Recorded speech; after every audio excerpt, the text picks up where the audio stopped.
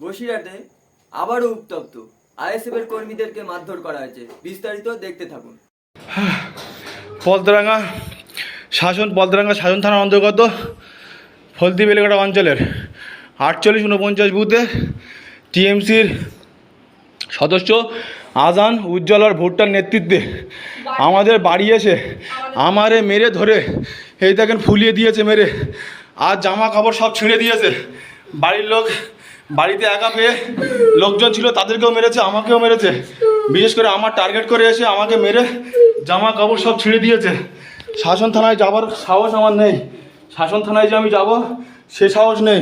ওরা দলে দলে ঘুরছে গ্রামে গ্রামে, যারা আমার মতো লোক আছে, যারা প্রতিবাদ একটু করার মুখ রেখে দিয়েছে তাদেরকে ধরে ধরে মারছে। আমি পলতরাঙ্গা 49 নম্বর বুথের আব্দুল রাজ্জাক লস্করের ছেলে এমডি সামিউল লস্কর বলছি, দয়া করে আমাকে সাহায্য করুন, যেভাবে হোক আমাকে সাহায্য করুন। আমার বাড়ি এসে আমাকে মেরে ধরে বেরিয়ে গিয়েছে, কি বলবো, কিছু বলার নেই। বসিরহাট কেন্দ্রে কালকে ভোট। আজকে শাসন এলাকায় মারধর করা হয়েছে আইএসএফ এর কর্মীদেরকে, এমনকি জামা কাপড় ছিঁড়ে দিয়ে দেওয়া হয়েছে।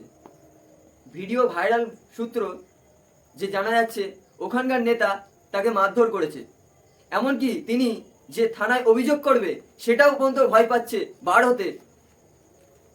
এটাকে নিয়ে বাংলায় কি এমন কি রাজনীতি করতে চাইছে? মানে বিরোধীদের কি ভোটে অংশগ্রহণ করতেই দেবে না? এমনই যদি ও তথ্য উঠে আসে তো এমনই তো মানুষের কাছে কি বার্তা পৌঁছবে, আর মানুষ কি বলবে?